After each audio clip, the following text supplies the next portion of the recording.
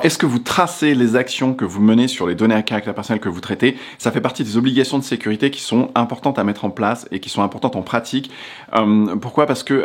à partir du moment où vous traitez des données à caractère personnel, je prends un exemple vraiment typiquement vos données clients, vous devez vous assurer de savoir qu'est-ce qui est fait sur ces données à caractère personnel, qui en a l'usage, qui peut accéder à ces données, de sorte de savoir exactement comment elles sont traitées et qui peut les utiliser pour faire quoi exactement. Typiquement, dans les problématiques qu'on trouve, qui sont assez fréquentes,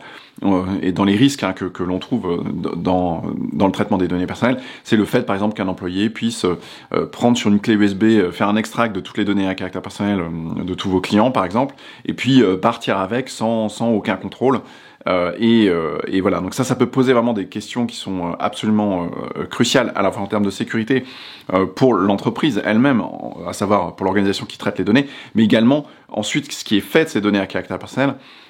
Surtout si vous avez des données à caractère personnel sensibles derrière, ça peut engendrer des gros problèmes pour les personnes elles-mêmes. Donc voilà, donc pour éviter en fait de manière globale, pour éviter ce type de problématique, d'incidents de sécurité, eh bien la CNIL impose le fait de s'assurer que toutes les actions qui soient menées sur des données à caractère personnel puissent être tracées de manière précise. C'est-à-dire que lorsqu'un utilisateur se logue sur le compte, sur le système qui va permettre de réaliser des actions sur les données à caractère personnel, vous devez vous assurer que, eh bien, on sache qui y a accédé, à quel moment, pourquoi, pendant combien de temps, et globalement quelles sont les actions qui ont été mises en place par cette personne.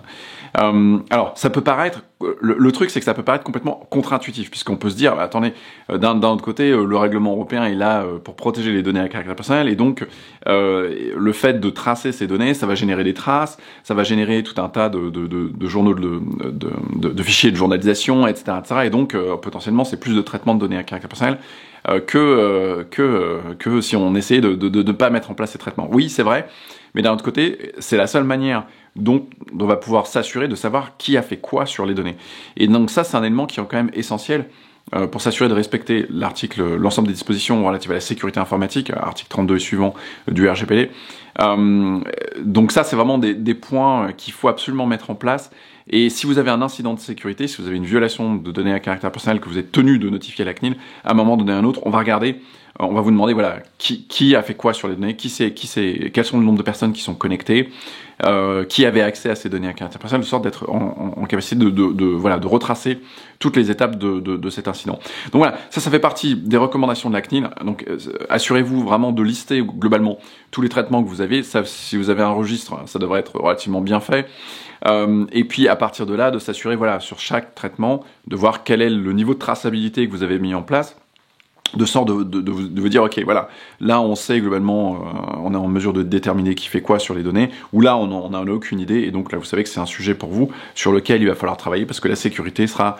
pas suffisante par rapport à ça. Donc voilà quelques recommandations simples. Si c'est pas clair pour vous, n'hésitez pas à jeter un œil aux formations que j'organise. J'organise des formations de 2 jours régulièrement sur la conformité au RGPD, donc c'est des formations qui sont très pratiques, très opérationnelles, avec voilà les checklists et vraiment de sorte que vous n'ayez plus trop à réfléchir, mais que tout soit assez clair et que vous puissiez commencer à rentrer dans l'opérationnel assez rapidement. Voilà, c'est un excellent produit, le produit tourne depuis très longtemps maintenant. On est organisme de formation également, donc voilà, donc si c'est un sujet pour vous, jetez un œil à la page de présentation, je vous la mets ci-dessous, et si vous n'êtes pas déjà abonné à la chaîne, profitez-en pour vous abonner, ça permettra de recevoir tout un tas de conseils gratuits sur le RGPD et sur l'implémentation, comment s'assurer d'avancer de manière pratique sur ces sujets-là. Voilà, j'espère vous retrouver à bientôt. Bye bye.